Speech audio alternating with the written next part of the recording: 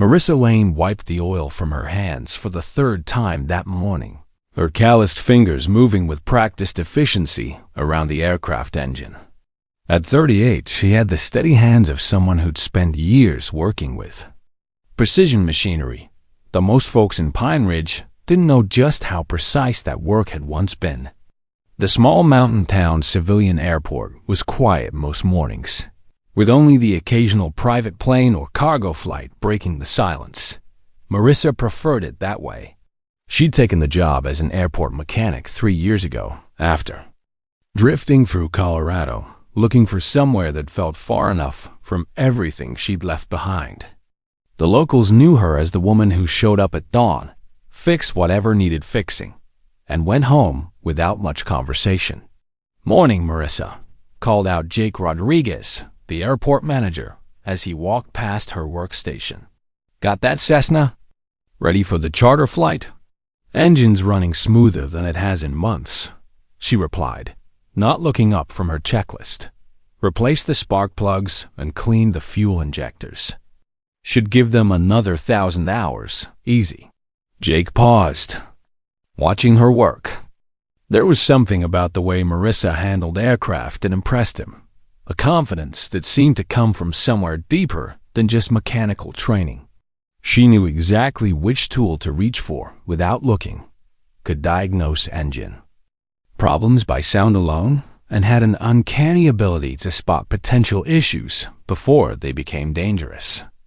"You ever think about getting your pilot's license?" Jake asked casually. "With your knowledge of aircraft systems, you'd probably be a natural." Marissa's hands stilled for just a moment before continuing their work. "Flying's not for me," she said quietly. "I'm better with both feet on the ground." What Jake didn't know, what nobody in Pine Ridge knew, was that Marissa had once been Captain Marissa Lane, UH-60 Black Hawk pilot with over 2,000 flight hours and 3 combat deployments. She'd left the Army in 2015 after losing her entire crew in what the official report called mechanical failure during a routine training exercise. The truth was more complicated, but the result was the same. 4 good soldiers dead, and their pilot alive to carry the weight of it. The sound of rotors in the distance made her look up instinctively, her trained eye tracking the helicopter's approach pattern. It was a military transport, probably heading to the National Guard training facility 20 miles north. The aircraft passed overhead, and Marissa felt that familiar tightness in her chest, the one that came whenever she heard the distinctive whop-whop of rotor blades cutting through mountain air. "Must be nice to fly around these mountains," Jake commented, following her gaze. "Beautiful views up there." "Mountains are dangerous for aircraft," Marissa said, turning back to her work. "Wind shear, downdrafts, limited landing options. Most pilots don't have the training for it." Her voice carried an authority that made Jake look at her more closely. Sometimes, when she talked about aviation, it was like listening to someone with years of experience speaking, not just a mechanic who'd learned from manuals, but someone who'd lived it. Later that morning, a group of weekend warriors from the local Army Reserve unit stopped by the airport to refuel their transport truck. Marissa was replacing a tire on a small cargo plane when she overheard their conversation. "That mechanic over there," one of them said, loud enough for her to hear. "Word is she thinks she knows more about aircraft than actual pilots." "Yeah, I heard she's got opinions about everything," another added with a laugh. "Probably watched too many movies or something." Staff Sergeant Mike Torres, who was leading the group, glanced over at Marissa. Something about her posture, the way she moved around the aircraft with such familiarity, nagged at him. He'd been in the military long enough to recognize when someone carried themselves like they'd worn a uniform before. "You know anything about her background?" Torres asked Jake quietly. "Not much," Jake admitted. "She showed up 3 years ago with perfect references and skills that honestly make the rest of us look amateur. Never talks about where she learned to work on aircraft, though. just says she picked it up over the years. Marissa finished changing the tire and began cleaning her tools, methodically organizing everything in its proper place. The reserve. Soldiers were still talking, their voices carrying across the tarmac. "My cousin's a mechanic at Peterson Air Force Base," one of them was saying. "Says civilians who think they understand military aircraft are usually just troublemakers. They read a few technical manuals and think they're experts." The comment stung more than Marissa wanted to admit. She'd spent years learning to ignore the assumptions people made about her, but hearing it from soldiers, people who should understand the value of experience, brought back memories she'd tried to bury. As she walked past the group toward the hangar, she heard Torres say something that made her stop cold. "Easy on the mechanic, guys. Something tells me there's more to her story than we know." Their eyes met briefly, and Marissa saw recognition flickering there, not of who she was, but of what she might have been. Torres had the look of someone who'd served long enough to spot a fellow veteran, even one trying to blend into civilian life. "Problem with your truck?" she asked evenly. "No, ma'am," Torres replied. "Just making conversation. You seem to know your way around aircraft pretty well." "It's my job," Marissa said simply. "Where do you learn to work on helicopters?" One of the younger soldiers asked. "I noticed you watching that Black Hawk earlier, like you knew exactly what you were looking at." For a moment, Marissa considered telling them the truth. She could see the curiosity in their faces, the professional respect that came when soldiers recognized competence. But the weight of her past, the responsibility she'd carried for 3 years, kept her silent. "You pick things up," she said instead, "when you pay attention." As the reserve unit drove away, Marissa returned to her work. But Torres's words echoed in her mind. "There's more to her story than we know." He was right, of course. There was so much more. The question was whether Pine Ridge was ready to learn just how much their quiet airport mechanic had been hiding. That evening, alone in her small apartment above the auto shop, Marissa pulled out a worn flight manual and spread aircraft maintenance diagrams across her kitchen table. She still studied them every night, still kept her knowledge sharp, still maintained the certification she'd never let expire. Because somewhere deep down, she knew that one day, someone might need a pilot who could fly when nobody else could. She just hoped that when that day came, she'd be ready to remember who she used to be. The trouble started 3 weeks later when Colonel Bradley Harrison arrived at Pine Ridge to oversee the new Joint Civilian-Military Training Program. Harrison was career military, the kind of officer who believed in rigid hierarchies and had little patience for civilians who thought they understood military operations. Jake had called a meeting to discuss the new arrangement, explaining that the National Guard would be using the civilian airport for rotational training exercises. Harrison sat at the head of the conference table, his uniform crisp and his expression skeptical as he reviewed the facility's maintenance records. "These maintenance logs show impressive attention to detail," Harrison said, though his tone suggested he'd found something to criticize. "Who's responsible for aircraft servicing?" "That would be Marissa Lane," Jake replied proudly. "She's our lead mechanic. Best I've ever worked with." Harrison's eyes found Marissa in the back of the room. She was still in her work clothes, having been called directly from the hangar, and oil stains on her coveralls stood out starkly against the formal atmosphere of the meeting. "Ms. Lane," Harrison said, his voice carrying the authority of someone accustomed to immediate compliance. "I've reviewed your personnel file. No formal military training, no advanced certifications from recognized institutions, just ... general experience, according to your application." "That's correct, sir," Marissa replied evenly. "Well, that's going to be a problem." Harrison closed the folder with a sharp snap. Military aircraft require maintenance personnel with specific security clearances and military-grade certifications. I can't have unqualified civilians working on government property. Jake shifted uncomfortably. Colonel, Marissa's work has been exemplary. She's maintained a perfect safety record, and I'm sure she's adequate for civilian aircraft, Harrison interrupted. But this is different. We're talking about multi-million-dollar military assets. The liability alone. He shook his head. I'll need to bring in certified military contractors for any maintenance work. Marissa felt the familiar burn of injustice in her chest. She'd maintained military aircraft for over a decade, had kept Black Hawks flying in combat conditions where a single mistake could cost lives. But without the paperwork to prove it, her experience meant nothing to someone like Harrison. "Permission to speak, sir?" she asked quietly. Harrison looked surprised that she'd spoken up. "Go ahead. I understand your concerns about qualifications, but I've worked on the same aircraft. Systems you'll be using. If you'd like to review my technical knowledge, Ms. Lane." Harrison's voice carried a condescending edge that made several people in the room wince. "I appreciate your enthusiasm, but military aviation is a completely different world from civilian maintenance.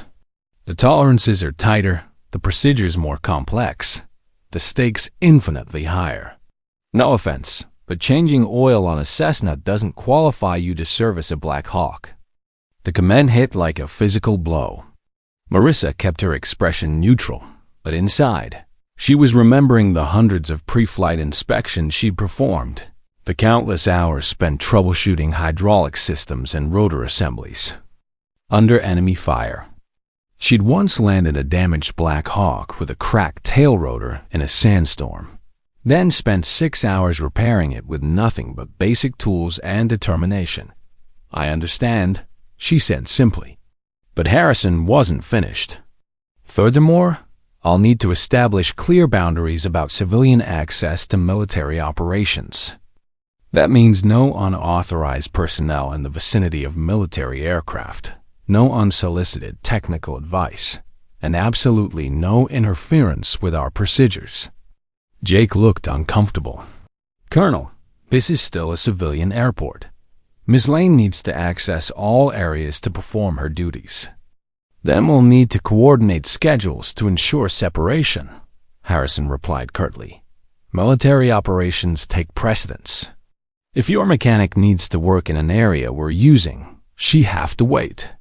The meeting continued for another hour, with Harrison laying out increasingly restrictive rules that would make Marissa's job nearly impossible.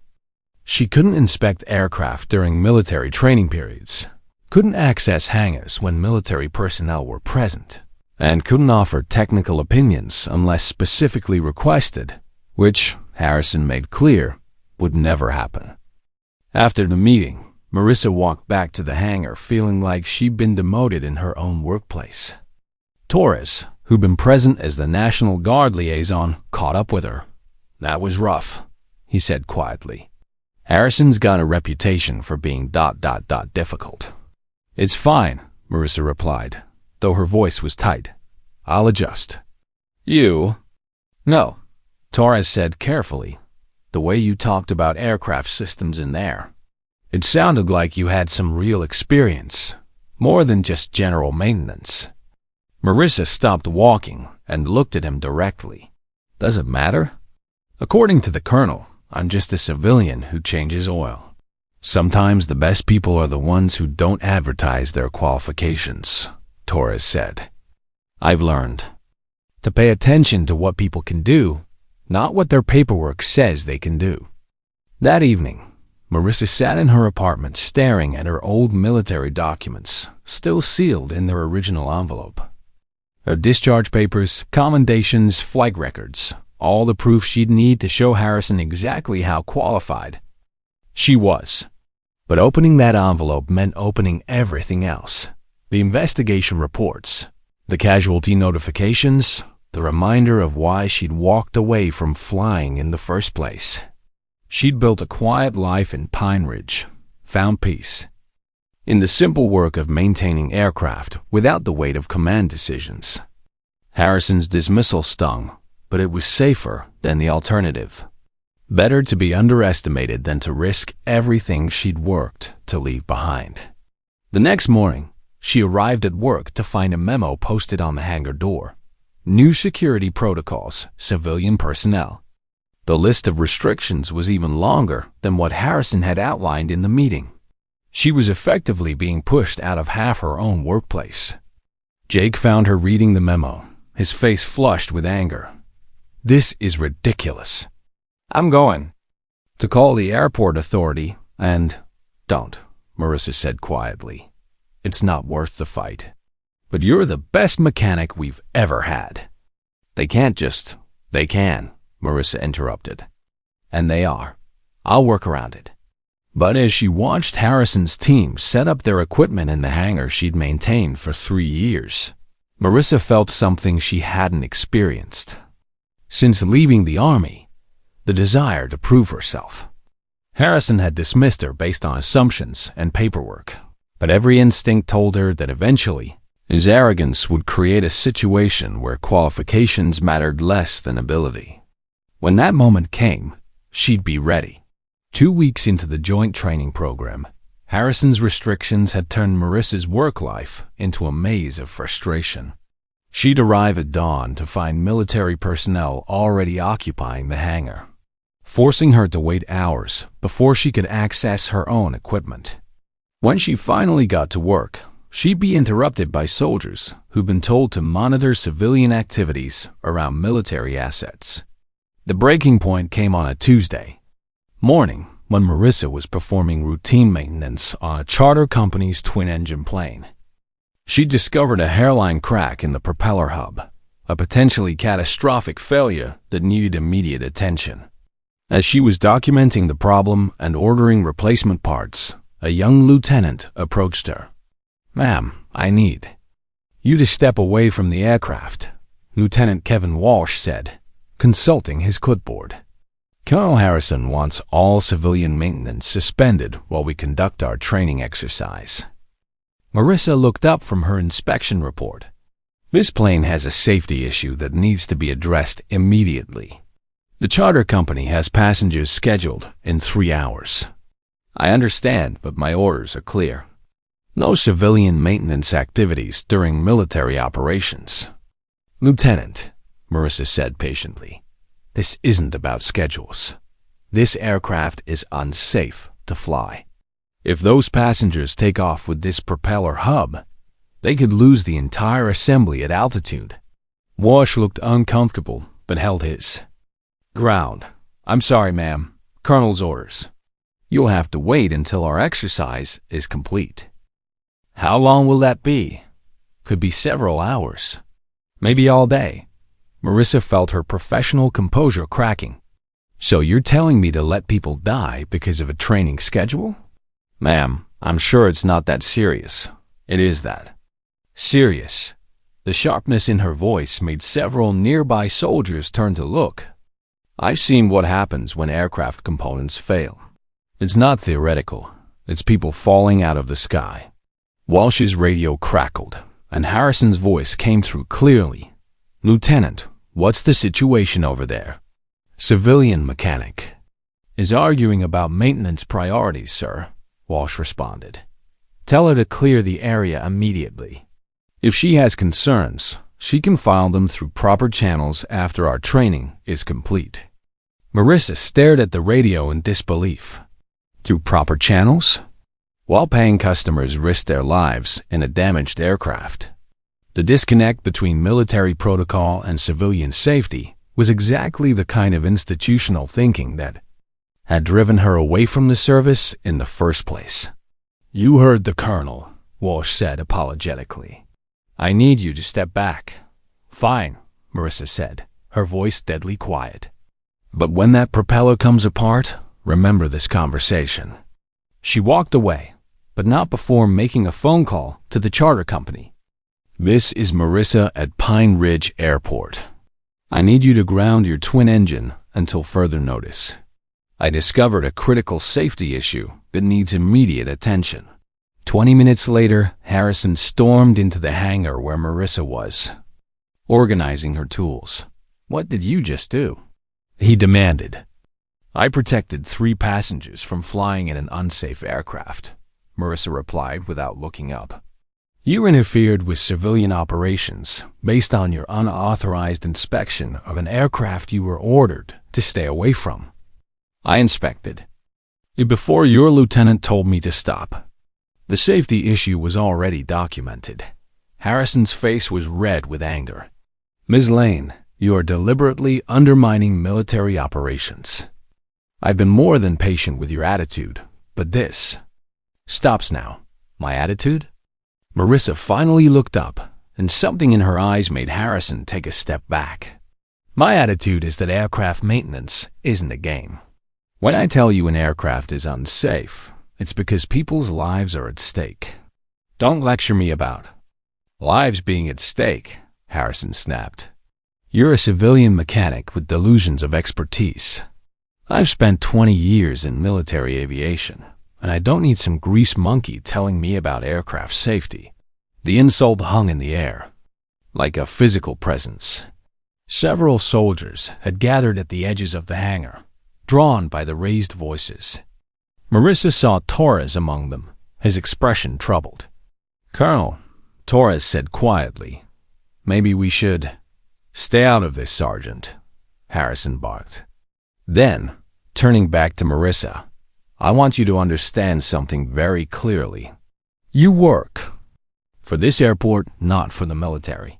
Your opinions about military aircraft are neither wanted nor needed. If you continue to interfere with our operations, I'll have you barred from this facility entirely." "On what grounds?" Marissa asked. "Security concerns. Unauthorized access to sensitive areas. Interference with military operations. Pick one." Harrison's smile was cold. "I have the authority to declare civilian personnel a security risk if they demonstrate a pattern of disruptive behavior." The threat was clear: conform or lose her job entirely. Marissa had seen this kind of power play before. Superior officers who used their authority to crush anyone who questioned their decisions. It was part of why she'd left the military, the toxic culture that valued rank over competence. "Are we clear, Ms. Lane?" "Crystal clear, Colonel," Marissa replied. But as Harrison walked away, Torres lingered behind. "You okay?" he asked quietly. "I'm fine." "That crack you found in the propeller," Torres said. "You really think it was dangerous?" "I know it was dangerous. That hub was 3 stress cycles away from complete failure." Torres nodded slowly. "You sound like you've seen failure analysis before." "I've seen enough aircraft accidents to know the warning signs." "Where?" Marissa looked at him for a long moment. Torres had kind eyes and the weathered face of someone who'd served in difficult places. He was asking not as a fellow soldier fishing for information, but as someone who genuinely wanted to understand. "Places where mistakes cost lives," she said finally. That afternoon, Jake called Marissa into his office. His face was grim as he gestured for her to sit down. "I got a call from Colonel Harrison," he said. "He's lodged a formal complaint about your conduct. Says you're being insubordinate and interfering with military operations." "Did he mention the unsafe aircraft I prevented from flying?" "He says you're exaggerating safety concerns to justify defying orders." Jake rubbed his temples. "Marissa, I trust your judgment completely. You've never been wrong about a safety issue. But Harrison has influence with the airport authority. If he pushes this complaint, I could lose my job," Marissa finished. "I'll fight for you as much as I can. But I need you to be careful. Harrison's looking for reasons to get rid of you." That evening, Marissa sat in her apartment staring at the envelope containing her military records. Torres's questions had stirred something in her. A recognition that maybe hiding her past wasn't protecting anyone anymore. Harrison was using a lack of visible credentials to undermine her credibility. putting both civilian and military personnel at risk. She thought about the charter passengers who were safe because she'd refused to follow orders. She thought about the young soldiers who would be flying an aircraft that Harrison considered beyond her expertise. Most of all, she thought about the crew she'd lost in 2015. Good people who died because someone in authority had made a decision based on ego rather than evidence. Maybe it was time to stop hiding. But first, she needed to be sure that Harrison's arrogance would create the opportunity she needed. Men like him always overreached eventually, and when they did, they usually endangered the people they were supposed to protect. Marissa had learned patience in the military. She could wait for the right moment to reveal who she really was. And when that moment came, she'd make sure everyone understood exactly what Pine Ridge had been hiding in their quiet airport mechanic. The crisis came on a gray Thursday morning when the mountain weather turned violent without warning. A massive storm system had moved in overnight, bringing 60-mile-per-hour winds and visibility down to less than a quarter mile. The National Weather Service had issued warnings for the entire region, but Harrison had refused to cancel the day's training exercise. Military operations don't stop for weather, he'd announced during the morning briefing. Our pilots need to be prepared for adverse conditions. Marissa had been working on a fuel pump replacement when she heard the Black Hawk struggling in the wind outside. Through the hangar windows, she could see the aircraft fighting to maintain stable hover patterns, its nose dipping and rising as crosswinds hit the rotor system. The pilot was clearly having trouble, but Harrison was standing beside the landing pad with his radio, calling out instructions. "Looking good, Captain Williams," Harrison's voice crackled across the radio. "Try another approach from the south. Use the wind to your advantage," Marissa frowned. From her position, she could see that the southern approach would put the aircraft directly into a wind shear zone created by the hangar's roofline. Any pilot with mountain flying experience would know to avoid that approach vector, but Williams was clearly unfamiliar with the terrain. She walked to the edge of the hangar and caught Torres's attention. "Sergeant," she called out, "that approach angle is dangerous. The wind patterns around these buildings create severe downdrafts." Torres looked uncertain. "I should probably tell the colonel. Black Hawk 206. You're cleared for approach." Harrison's voice cut across the radio before Torres could move. Marissa watched in growing alarm as the helicopter began its descent toward the landing pad. The aircraft was fighting crosswinds that were pushing it toward the hangar wall, and she could see the pilot overcorrecting, trying to compensate for forces he couldn't anticipate.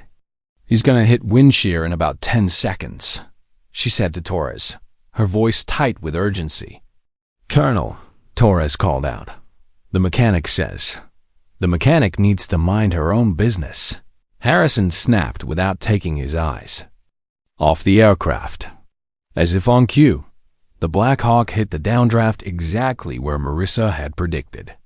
The aircraft dropped 15 feet in less than 2 seconds, its tail boom swinging dangerously close to the ground.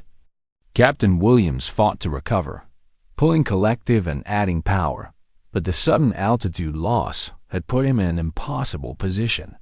"Pull up! Pull up!" Harrison shouted into his radio, but it was too late. The helicopter's tail rotor clipped a runway light, sending sparks flying. Williams managed to keep the aircraft upright, but the damage was done. The tail rotor was destroyed, and the Black Hawk was effectively unflyable. He set it down hard on the tarmac, the landing gear absorbing the impact with a sickening crunch. Emergency crews rushed toward the aircraft while Williams shut down the engines. Smoke was visible from the tail rotor assembly, and hydraulic fluid was leaking onto the tarmac. The crew climbed out, shaken but uninjured, but the aircraft was clearly going to need major repairs. Harrison was already on his radio, calling for a damage assessment team and backup aircraft. His face was red with anger and embarrassment as He realized that his training exercise had just cost the military hundreds of thousands of dollars in repairs. How did this happen? He demanded of anyone within earshot. Captain Williams, still pale from the near crash, shook his head. The wind patterns were completely different from what I expected, sir. Hit a downdraft that felt like falling off a cliff. Why didn't anyone warn you about local wind conditions? Sir, I did mention the wind patterns, Torres said carefully. The civilian mechanic tried to warn us about the approach angle. Harrison's eyes found Marissa, who was standing near the hangar entrance. His expression was a mixture of fury and humiliation. You, he said, striding toward her. You knew this would happen. I tried to warn you, Marissa replied calmly. Mountain flying requires understanding local weather patterns. That approach put the aircraft directly into wind shear. And you didn't think to mention this earlier? I tried to mention it. You told me to mind my own business. Harrison's jaw worked silently for a moment. Around them, soldiers and airport personnel were watching the confrontation with obvious discomfort. The damaged Black Hawk sat on the tarmac like physical evidence of his poor judgment. This is your fault, Harrison said finally.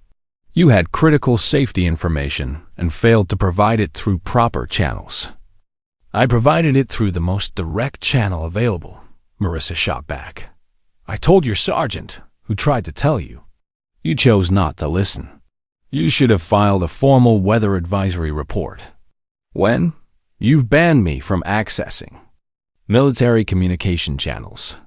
You've restricted my access to aircraft. You've made it clear that my opinions aren't welcome. Marissa's voice was getting louder. 3 years of suppressed frustration finally breaking through. You can't have it both ways, Colonel. Either I'm qualified to assess flight conditions, or I'm not. But you don't get to blame me for following the restrictions you imposed. The crowd around them had grown larger. Jake was there, along with most of the airport staff and several soldiers from the training unit. Even Captain Williams had joined. The group, still wearing his flight helmet and looking shaken from the near disaster. Ma'am, Williams said quietly, did you really predict that wind shear? Yes, Marissa replied without breaking eye contact with Harrison. How? I've been flying Black Hawks for 8 years, and I've never encountered anything like what just happened. Because you've never flown in mountains like these, Marissa said. The terrain creates specific wind patterns that aren't covered in standard flight training. Anyone who's spent time flying in mountainous regions would know to avoid that approach. Vector, and you have that experience? Williams asked. Marissa hesitated. This was the moment she'd been dreading and anticipating for 3 years. She could continue hiding behind her civilian identity, or she could finally reveal the truth about her background. The decision was made for her by Harrison's next words. She's a mechanic, he said dismissively. She's never flown anything more complex than a paper airplane. This is just civilian second-guessing based on ground-side observations. The insult was too much. Marissa had watched Harrison's arrogance nearly kill a pilot and destroy a multi-million-dollar aircraft. She tried to prevent it and been ignored. Now he was trying to blame her for his own failures while dismissing her expertise as irrelevant. You're right, Colonel, she said quietly. I am just a mechanic. I've never commanded a flight unit or supervised training operations. I've never been responsible for military aviation policy or pilot certification programs. Harrison looked confused by what seemed like capitulation. But I have done one thing you haven't, Marissa continued, her voice growing stronger. I've actually flown a Black Hawk in combat, multiple deployments, over 2,000 flight hours, including mountain operations in Afghanistan where wind patterns like this one kill pilots who don't know what they're looking for. The silence that followed was deafening. Harrison's face went through several color changes as the implications of her statement sank in. Around them, Soldiers and civilians alike were staring at the woman they'd known as a quiet airport mechanic. "That's impossible," Harrison said weakly. "Your personnel file shows no military service." "My personnel file shows what I wanted it to show," Marissa replied. "I came here to escape military aviation, not to advertise my qualifications. But I never stopped being a pilot, Colonel. I just stopped wearing the uniform." Torres stepped forward, his face a mixture of amazement and respect. "Ma'am, what was your rank?" "Captain," Marissa said simply. 160th Special Operations Aviation Regiment. I left the service in 2015 after losing my crew in a training accident." The words hit the crowd like a physical blow. The 160th SOAR was legendary among military aviators, the Night Stalkers, who flew the most dangerous missions in the most impossible conditions. Their pilots were considered the best in the world. Captain Williams removed his helmet and looked at Marissa with something approaching awe. "Ma'am, I had no idea. If I'd known you were SOAR, I would have asked for your input on the flight conditions. You shouldn't have needed to know my credentials to listen to a safety warning," Marissa replied. "Good judgment should be enough." Harrison was looking around desperately, realizing that his authority had just evaporated in front of his own troops. The woman he'd been dismissing as an unqualified civilian was not only more experienced than him, she was more experienced than almost anyone in military aviation.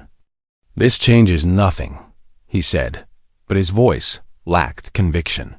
"You're still a civilian employee with no current military authority." "You're right," Marissa agreed. "I'm still just a mechanic. But now everyone knows that when I tell you an aircraft is unsafe or a flight plan is dangerous, I'm not guessing." She turned and walked back toward the hangar, leaving Harrison standing beside his damaged helicopter with the wreckage of his credibility scattered around him. The quiet mechanic had finally shown her wings, and nothing at Pine Ridge Airport would ever be the same. Word of Marissa's revelation spread through the military community like wildfire. By evening, Torres had received 3 phone calls from former colleagues, asking if it was true that the famous Captain Lane was working as a civilian mechanic in Colorado. By the next morning, Jake's office phone was ringing with inquiries from aviation magazines and military historians who wanted to interview the ghost pilot of Pine Ridge.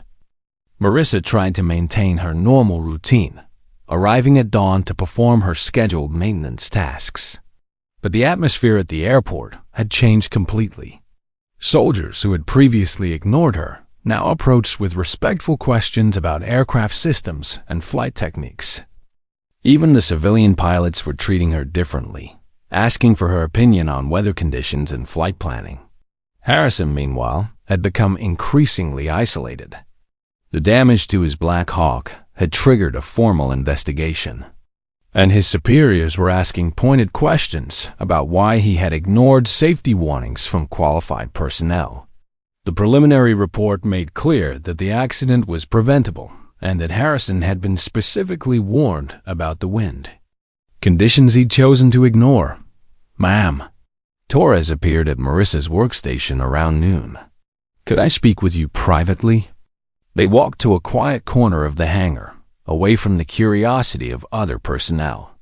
"I got a call from my commanding officer this morning," Torres said carefully. "There's going to be an official inquiry into yesterday's accident. They want to interview you as a witness." "I figured as much. The thing is, they also want to review your military records, the official ones, and when they do that..." Torres paused. "Ma'am, I did some checking. Your service record is impressive. More than impressive. You didn't just fly Black Hawks.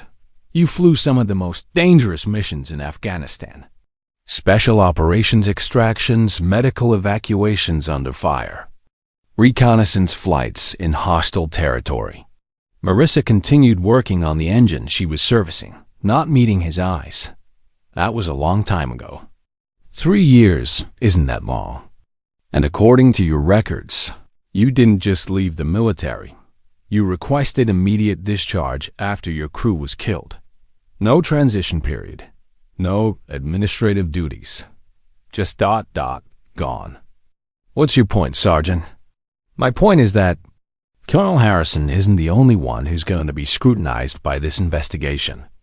When word gets out about who you really are, there are going to be questions about why a pilot with your qualifications is changing oil instead of flying. Marissa finally looked up from her work. And you think that's a problem? I think it's a waste, Torres said honestly. We're short on qualified pilots, especially ones with mountain and combat experience. The National Guard could use someone like you. I'm not interested in returning to military service. Then what about civilian aviation? Medical helicopters, search and rescue, firefighting. There are lots of ways to use your skills without wearing a uniform. Marissa was quiet for a long moment. Sergeant, do you know what happened to my crew in 2015? I know they died in a training accident. I know it wasn't your fault. The investigation cleared you of any wrongdoing. The investigation was wrong. The words came out flat and emotionless. My crew died because I made a decision based on incomplete information.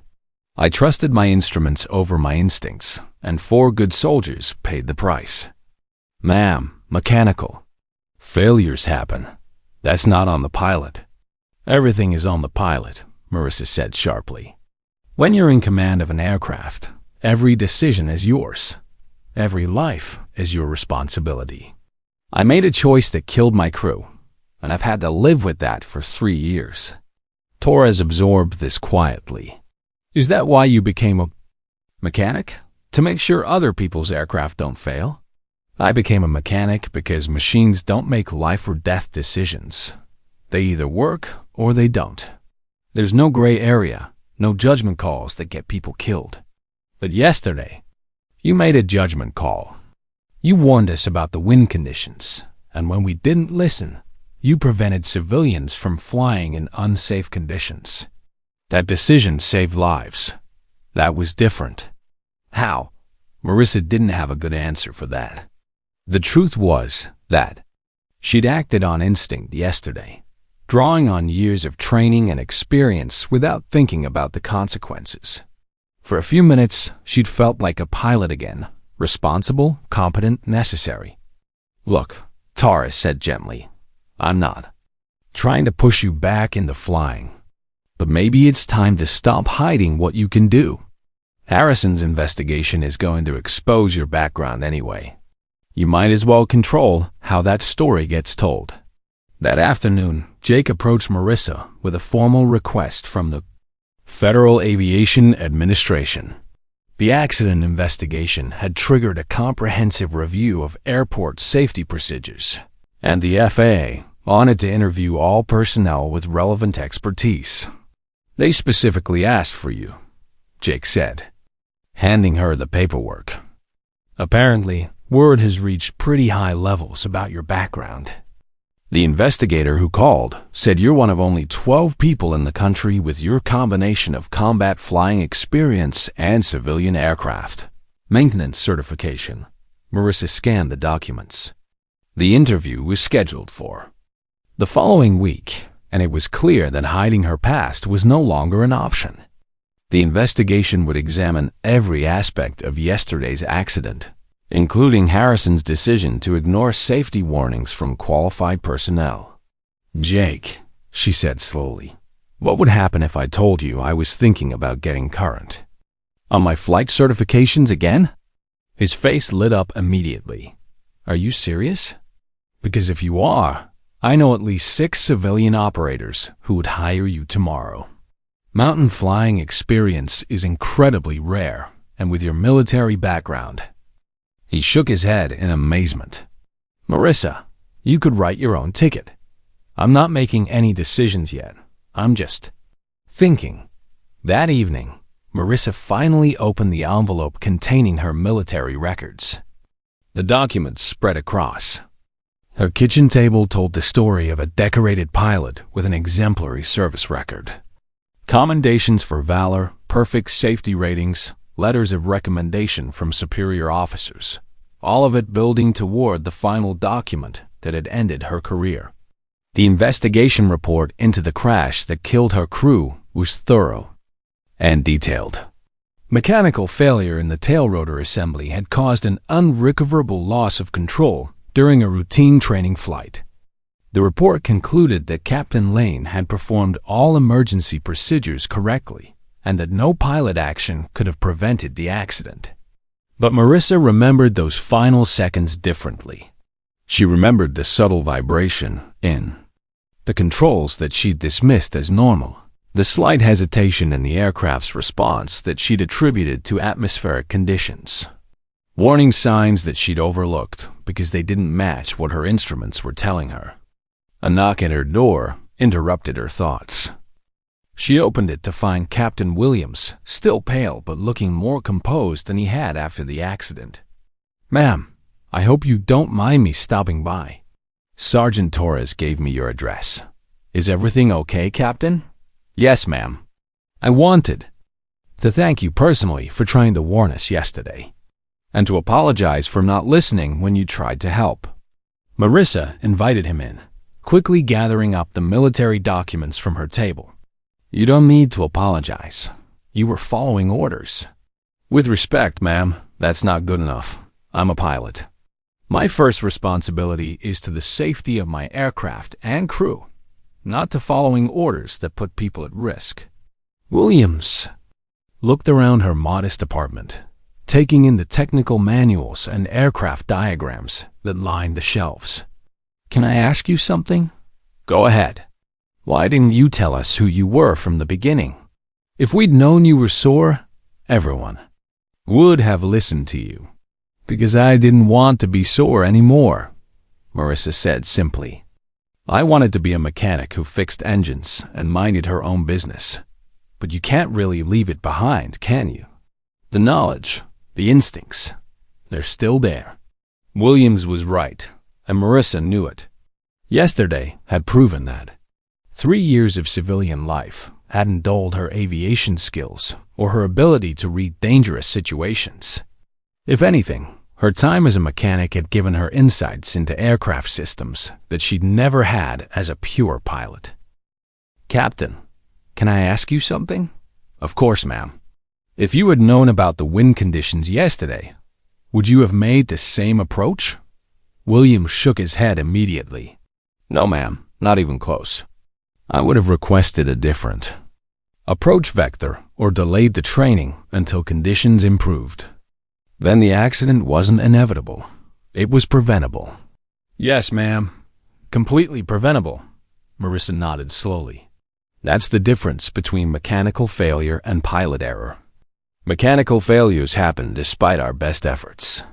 Pilot errors happen because someone chose not to use available information." The conversation continued for another hour, with Williams asking detailed questions about mountain flying techniques and weather pattern recognition. It was clear that he was genuinely interested in learning from someone with superior experience, and Marissa found herself enjoying the technical discussion. After Williams left, Marissa sat at her kitchen table staring at her old flight manuals. Torres and Williams were both right. She couldn't really leave her pilot identity behind. The skills, the knowledge, the instinctive understanding of aircraft and flight conditions were all still there, sharper than ever after 3 years of intensive mechanical training. The next morning, she made a phone call to the FA, a certification office in Denver. "I'd like to schedule a flight review to reactivate my pilot's license," she said when the clerk answered. "Certainly. What type of aircraft?" Marissa took a deep breath. "Rotorcraft. Specifically U-60 Black Hawk." There was a pause on the other end of the line. "Ma'am, that requires military certification or equivalent civilian training. Can you provide documentation of your qualifications?" "I'll have the documentation ready," Marissa said. "My name is Captain Marissa Lane, formerly of the 160th Special Operations Aviation Regiment." Another pause, longer this time. "Ma'am, I'll need to transfer you to our chief examiner. Please hold." As she waited on hold, Marissa realized she'd just taken the first step toward reclaiming the identity she'd tried to leave behind. She wasn't sure where it would lead, but she knew that hiding was no longer an option. Harrison's investigation would expose her background anyway.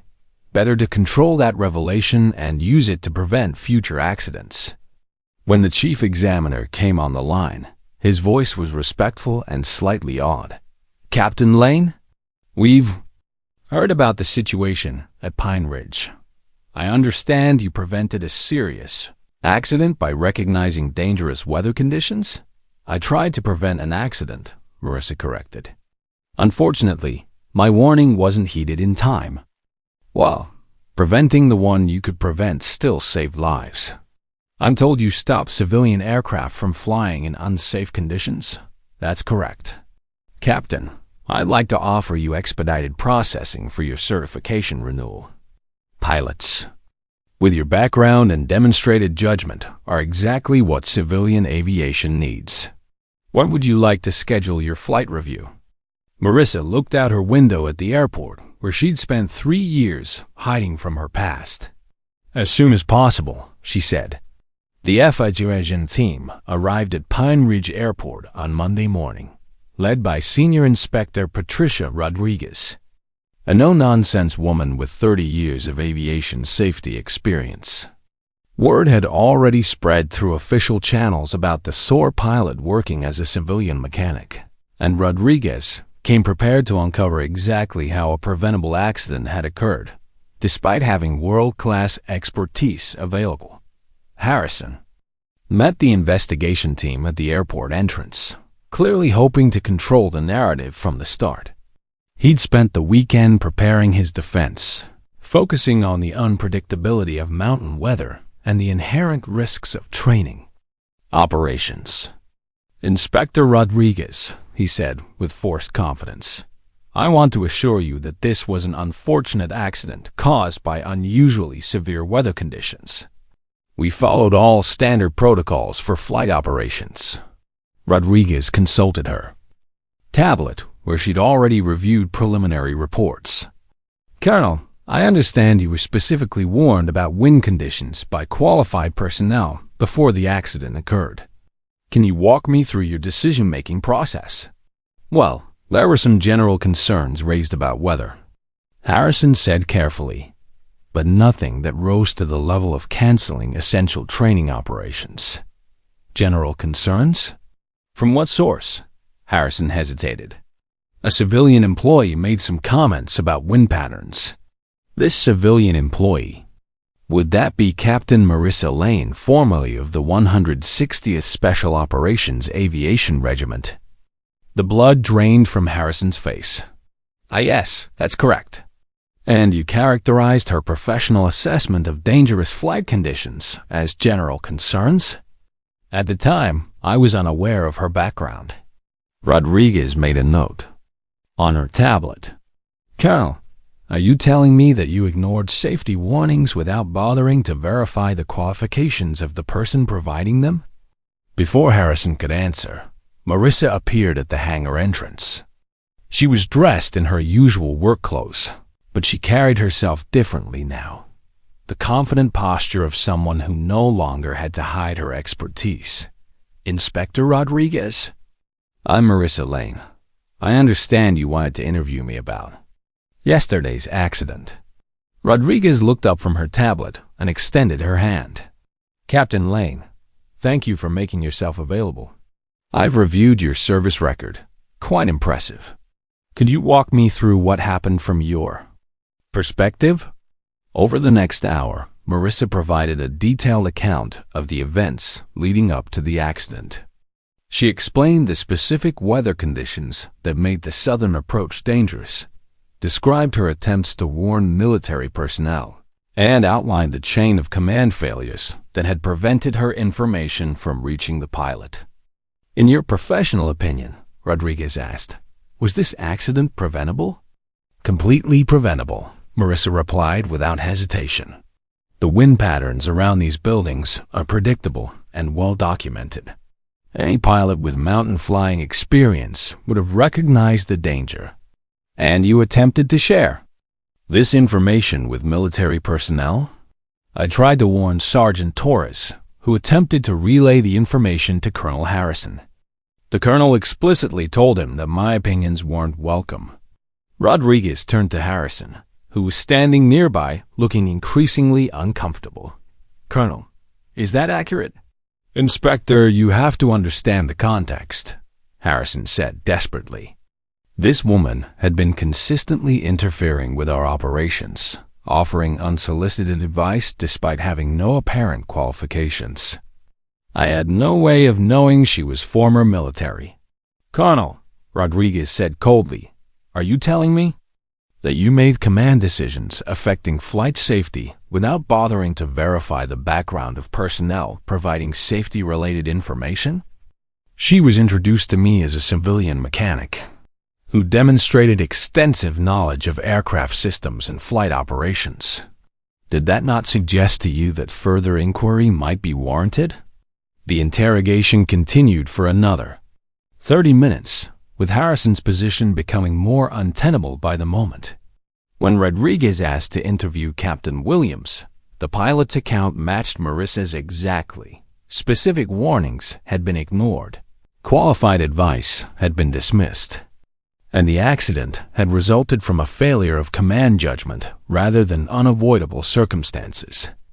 Captain Williams, Rodriguez asked, if you had been aware of Captain Lane's qualifications and had received her weather assessment, would you have proceeded with the planned approach? Absolutely not, Williams replied immediately. I would have requested alternative approach vectors or delayed the training until conditions improved. A SOAR pilot's assessment of flight conditions is something you take seriously, always. By Tuesday afternoon, word of the investigation's preliminary findings had reached Harrison's superiors. Colonel Amanda Foster, Harrison's commanding officer, arrived at Pine Ridge to conduct her own review of the situation. Foster was a career aviator with combat experience in Iraq, and she had little patience for the kind of institutional arrogance that endangered personnel. Bradley, Foster said privately to Harrison, explain to me how you managed to ignore safety warnings from one of the most qualified pilots in the Army. I didn't know who she was, Harrison protested. Her personnel file showed no military service. So you made no effort to verify her qualifications, despite obvious indicators of expertise? She was deliberately concealing her background. Foster's expression was ice cold. Bradley, you're missing the point. Whether she was a former SOAR pilot or just an observant civilian, she provided specific technical information about flight safety. Your job as a commander is to evaluate that information, not dismiss it based on assumptions about the source. The conversation was interrupted by Torres, who knocked on the office door. Ma'am, sorry to interrupt, but I thought you should know. Captain Lane just completed her FAA recertification flight. She's officially current on Black Hawks again. Foster looked interested. How did she perform? According to the Examiner, it was the most impressive demonstration he'd seen in 20 years. She flew approaches that he said were textbook perfect, including several mountain flying scenarios that most pilots wouldn't attempt.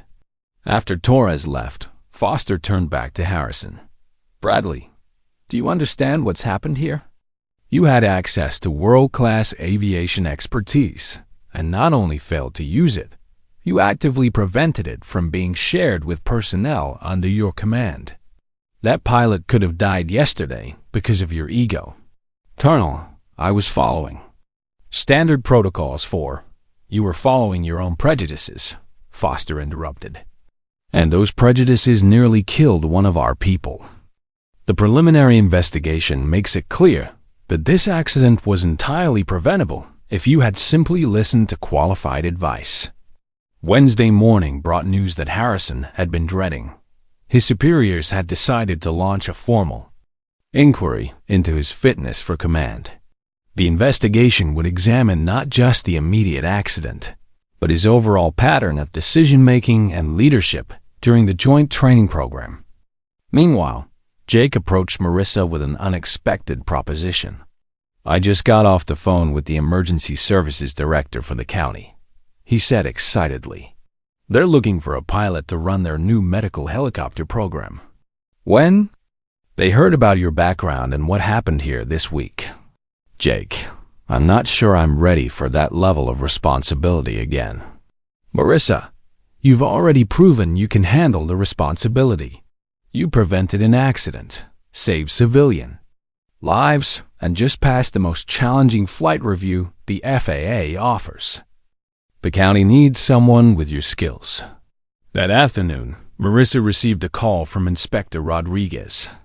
"Captain Lane, I wanted to give you an unofficial update on our findings. The accident was clearly preventable, and Colonel Harrison's failure to heed safety warnings was a primary contributing factor.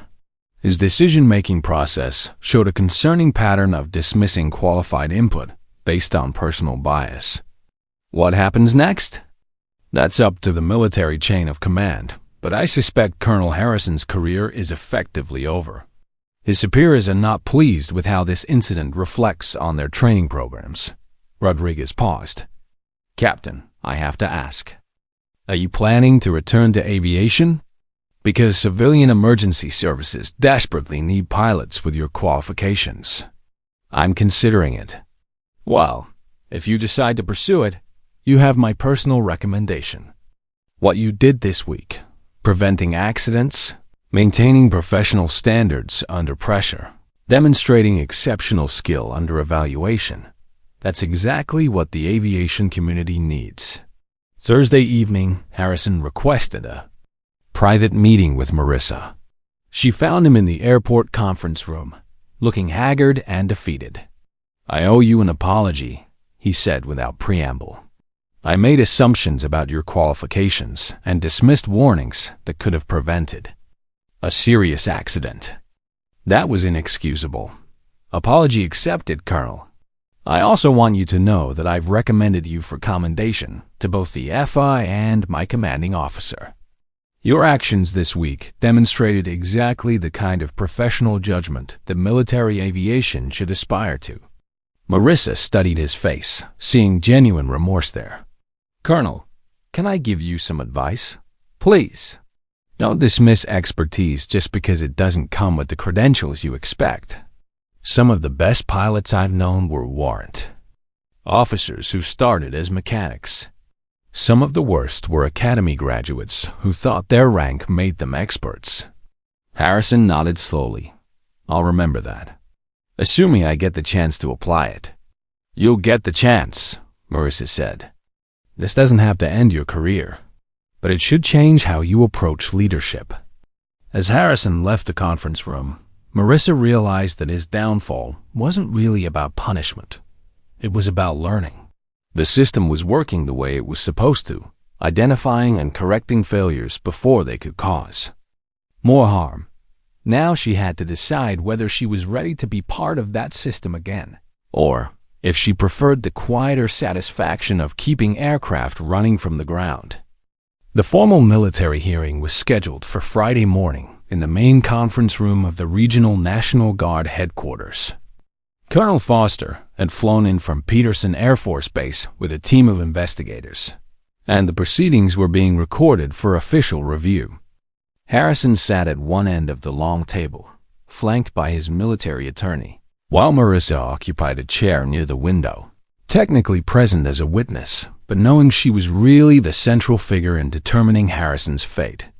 This hearing will examine the command decisions that led to the preventable accident of UH-60, tail number 8423958, Foster announced formally.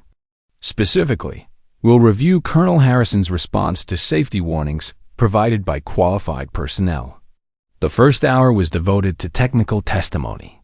Williams described the weather conditions and his lack of familiarity with mountain flying. The FIA examiner explained why the southern approach vector was inherently dangerous given the terrain and wind patterns. Military meteorologists confirmed that the conditions were predictable and well within the scope of normal pre-flight planning. Then Foster called Marissa to provide her account. "Captain Lane," Foster began, "please describe your interaction with military personnel regarding flight safety on the day of the accident." Marissa had spent the previous evening preparing for this moment, organizing her thoughts and reviewing the sequence of events. She spoke clearly and precisely, outlining her assessment of the weather conditions, her attempts to communicate warnings through proper channels, and Harrison's explicit dismissal of her concerns. "In your professional opinion," Foster asked, "was Colonel Harrison's decision to proceed with the training exercise reasonable given the available information?" "No, ma'am. The wind conditions created obvious hazards for helicopter operations, particularly for pilots unfamiliar with mountain flying. Any experienced aviator should have recognized the danger and either modified the flight plan or delayed the exercise." "And you attempted to communicate this assessment to military personnel?" "I specifically warned Sergeant Torres about the wind shear patterns around the hangar building. He attempted to relay this information to Colonel Harrison, who dismissed it without consideration." Foster made notes on her tablet, then looked directly at Harrison. "Colonel, you've heard Captain Lane's testimony. Do you dispute any of the facts she's presented?" Harrison's attorney leaned over to whisper something, but Harrison waved him off. "No, ma'am. Her account is accurate." "Then help me understand your reasoning. Why did you dismiss safety warnings from personnel with apparent expertise in aviation operations?" This was the moment Harrison had been dreading. The entire investigation had led to this simple question. Why had he ignored qualified advice that could have prevented the accident? "Ma'am, at the time, I was unaware of Captain Lane's military background. Her personnel file indicated civilian employment with no military experience. I made the decision that civilian input on military flight operations was inappropriate." "Colonel, let me make sure I understand this correctly. You received specific technical information about flight safety hazards, and you dismissed this information without verification because you assumed the source lacked qualifications." Yes, ma'am. That's essentially correct." Foster's expression was unreadable, but her next question carried the weight of command authority. "Colonel, are you familiar with crew resource management principles?" "Yes, ma'am." "Then you know that effective aviation safety depends on incorporating input from all available sources, regardless of rank or position. The principle exists specifically to prevent the kind of accident that occurred this week." "I understand that now, ma'am. Do you?" "Because from where I sit, it appears you allowed personal bias to override professional judgment. You had access to critical safety information and chose to ignore it based on assumptions about the source." The room was silent, except for the scratch of pens on paper as the court reporters documented every word. Harrison's face was pale, and Marissa could see him struggling with the weight of his mistakes. Foster continued her interrogation for another 30 minutes, systematically dismantling every aspect of Harrison's decision-making process. She demonstrated how multiple opportunities existed for him to verify Marissa's qualifications, how standard protocols required him to investigate potential safety hazards, and how his command philosophy had created an environment where crucial information couldn't flow upward. "Colonel Harrison," Foster said finally, "do you believe you exercised appropriate command judgment in this incident?" "No, ma'am. I failed to properly evaluate available information, and that failure endangered personnel under my command." "And what, in your opinion, should be the consequences of that failure?" Harrison's attorney started to object, but Harrison stopped him again. "Ma'am, I believe I should be relieved of command responsibility for aviation operations. My judgment in this incident was fundamentally flawed, and I can't be trusted with the safety of aircrews." The admission hung in the air like a physical presence. Foster made more notes, then turned to Marissa. Captain Lane, you've heard Colonel Harrison's testimony. Do you have any additional comments for this hearing? Marissa had been dreading this moment as much as Harrison.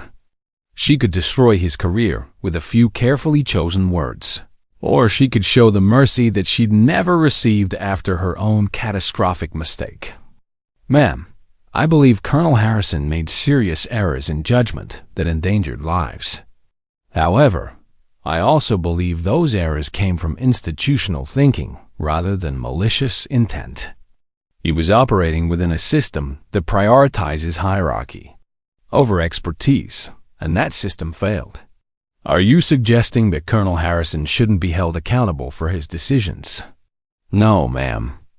I'm suggesting that accountability should focus on preventing future incidents rather than simply punishing past mistakes. Colonel Harrison now understands the consequences of dismissing qualified input. That understanding makes him potentially more valuable as a leader, not less. Foster looked surprised by Marissa's response. You're recommending leniency for an officer whose decisions nearly killed one of your fellow pilots? I'm recommending that the military learn from this incident, rather than simply scapegoating the person who made the most visible mistake. The real problem isn't that Colonel Harrison ignored my warnings. It's that the system made it acceptable for him to do so. The hearing continued for another hour, with additional testimony from Torres, Williams, and several other witnesses. But the crucial moment had passed. Marissa's unexpected defense of Harrison had shifted the focus from individual punishment to systemic reform. When Foster called for a recess, Harrison approached Marissa in the hallway. Why did you do that? He asked quietly. You could have ended my career. Because ending your career wouldn't have prevented the next accident, Marissa replied. But maybe learning from this one will. I don't understand. After everything I put you through, why show mercy? Marissa looked out the window at the flight line, where helicopters were conducting routine training operations. Because 3 years ago, I made a mistake that killed 4 people. The investigation cleared me of wrongdoing, but I knew better. I knew I should have trusted my instincts over my instruments, and I didn't. That's not the same thing, isn't it? We both made command decisions that endangered lives. The difference is that your mistake was caught in time. Mine wasn't. Marissa turned back to face him. The question isn't whether we've made mistakes, Colonel. The question is what we do with the knowledge those mistakes gave us. When the hearing reconvened, Foster announced the panel's findings. Colonel Harrison, this investigation has found serious deficiencies in your command judgment and decision-making process. However, it has also revealed systemic issues in how military aviation operations interface with civilian expertise. She paused to consult her notes. Therefore, the panel recommends the following actions. You will be relieved of direct command responsibility for flight operations pending completion, of advanced training in crew resource management and interagency cooperation. You will serve as Deputy Operations Officer for 6 months while demonstrating improved judgment and leadership skills. And you will work with Captain Lane to develop new protocols for incorporating civilian aviation expertise into military operations. Harrison looked stunned. He'd expected to be relieved of command entirely, possibly even court-martialed. Instead, he was being given a chance to rebuild his career while learning from his mistakes. Captain Lane, Foster continued, the panel recommends you for commendation for preventing civilian casualties and for demonstrating exceptional professional judgment under pressure. We also formally request that you consider returning to military service in an advisory capacity, helping to develop the protocols that will prevent future incidents like this one. Marissa nodded respectfully. Thank you, ma'am. I'll consider any opportunity to improve aviation safety. As the hearing concluded and participants began filing out of the room, Harrison approached Marissa one final time. I still don't understand why you defended me, he said. Because someone once told me that the best pilots aren't the ones who never make mistakes, Marissa replied. They're the ones who learn from their mistakes and make sure those lessons protect other people. Who told you that? My crew chief, about a week before he died in the crash I could have prevented. Marissa picked up her papers and headed toward the door. The question now, Colonel, is what you're going to do with the second chance you've been given. 6 months later, Pine Ridge Airport had become something of a legend in military aviation circles. The joint civilian-military training program that had nearly ended in disaster was now held up as a model for interagency cooperation, with protocols that Harrison and Marissa had developed together being adopted at bases across the country.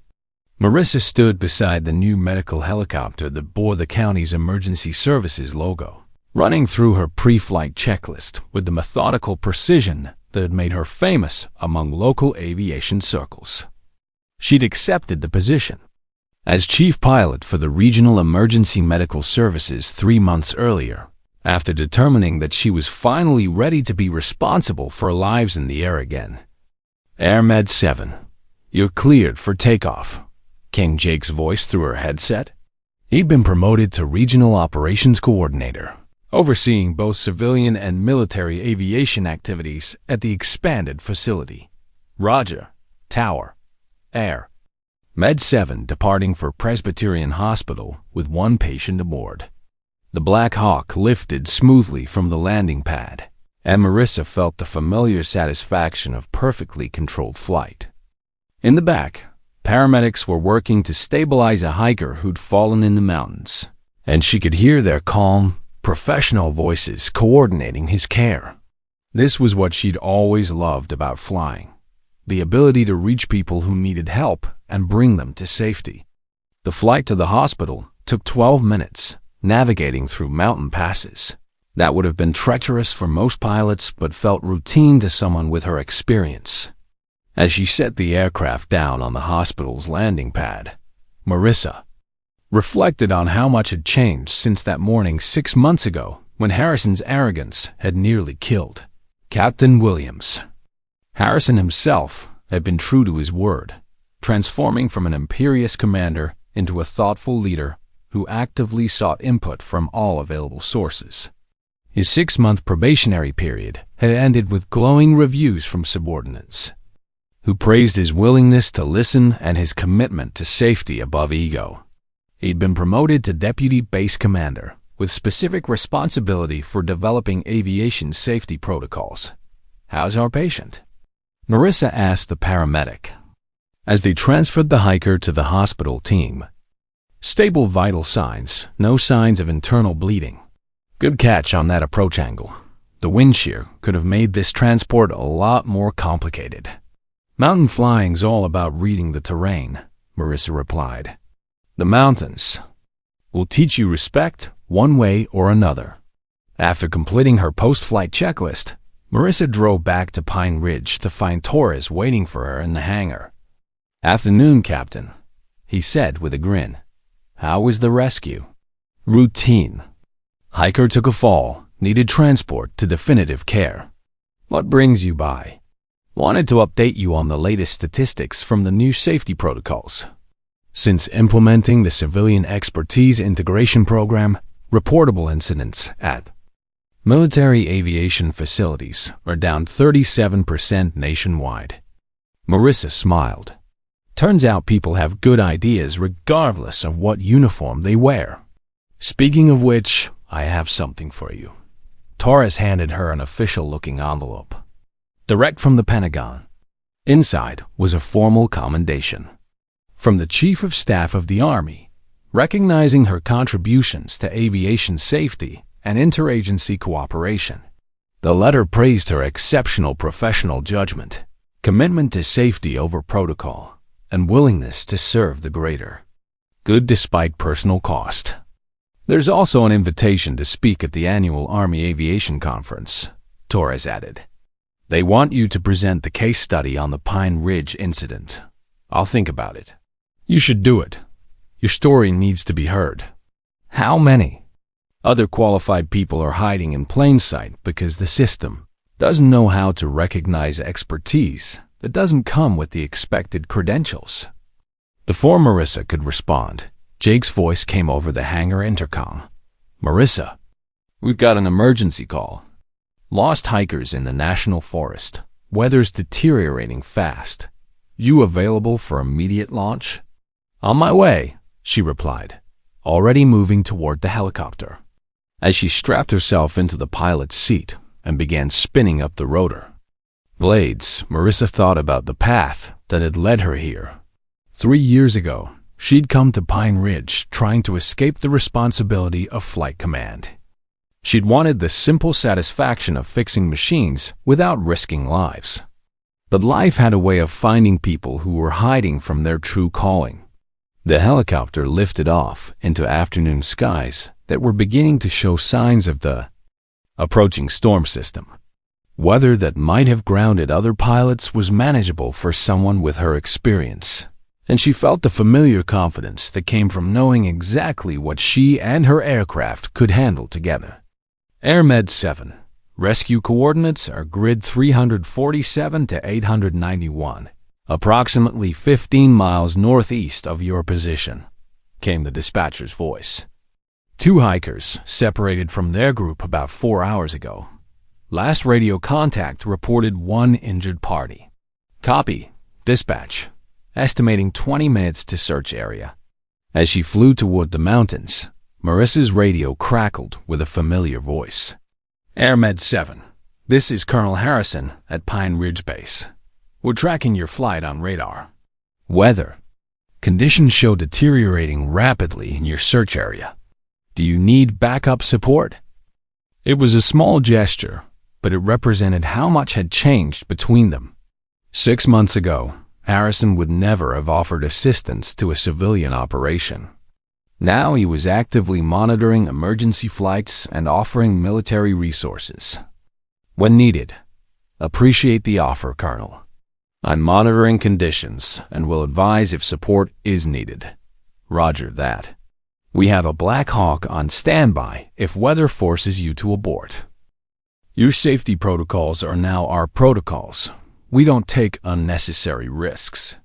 Marissa smiled at the reference to the safety guidelines they developed together.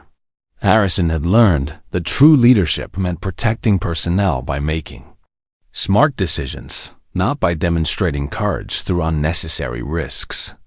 The search and rescue operation took 3 hours, with Marissa using her mountain flying experience to navigate through deteriorating weather conditions that would have grounded most pilots. She found the lost hikers sheltering in a cave system, extracted them using a combination of tactical flying and rope rescue techniques, and delivered them safely to the base hospital, just as the storm system moved in with full force. That evening, she sat in her apartment reviewing the day's flight logs and updating her technical knowledge with the latest aviation publications. The routine was familiar and comforting, the careful attention to detail that kept aircraft flying safely and brought people home alive. A knock at her door interrupted her study. She opened it to find a young woman in military fatigues, nervously holding a folder of papers. Ma'am, I'm Lieutenant Jessica Ryan, newly assigned to the Pine Ridge Unit. Colonel Harrison said, you might be willing to answer some questions about mountain flying techniques? Marissa invited her in, recognizing the eager expression of a pilot who was genuinely interested in learning. Over the next 2 hours, she shared insights about terrain navigation, weather pattern recognition, and emergency landing procedures that couldn't be found in any manual. Ma'am, Ryan said as she prepared to leave, can I ask you something personal? Go ahead. Why did you leave active duty? With your qualifications and experience, you could have commanded any aviation unit in the Army. Marissa considered the question carefully, because I needed to learn the difference between being a pilot and being a leader. Sometimes the best way to serve is to step back and make sure you're serving for the right reasons. And are you? Serving for the right reasons now? I think so. When I was active duty, I flew because it was my job. Now I fly because people need help, and I have the skills to provide it. The difference is subtle, but it matters. After Ryan left, Marissa returned to her flight manuals, but her mind was on the conversation. She'd found her purpose again, not as someone trying to prove herself or advance her career, but as someone using her abilities to make a difference in her community. A year later, Marissa was featured on the cover of Aviation Weekly magazine, with a story titled "The Mechanic Who Saved Military Aviation." The article detailed how her confrontation with Harrison had led to comprehensive reforms in how civilian expertise was integrated into military operations, potentially preventing hundreds of future accidents. But the recognition that meant the most to her was simpler: a handwritten note from Torres, now serving as a flight instructor at the Army's aviation school.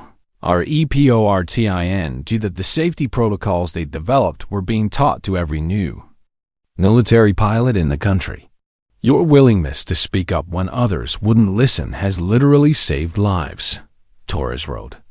Every pilot who learns these procedures will be safer because you had the courage to challenge a system that wasn't working. Marissa folded the letter and placed it in her flight bag, next to the photos of her original crew that she'd carried for 8 years.